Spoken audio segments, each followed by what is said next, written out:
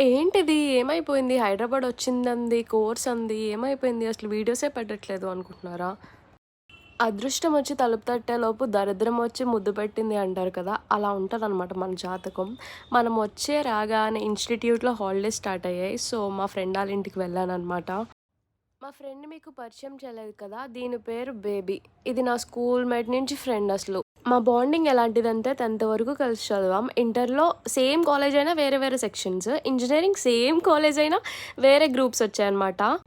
So, second షెడ్యూల్‌లో వెంటనే నాకు గ్రూప్ పెట్టుకొని వచ్చేసింది. అప్పుడు వేరే సెక్షన్‌లో పడ్డది. మళ్ళీ నా క్లాస్ పెట్టుకొని సార్ దగ్గరికెళ్ళి మాట్లాడి నా క్లాస్‌కొచ్చింది.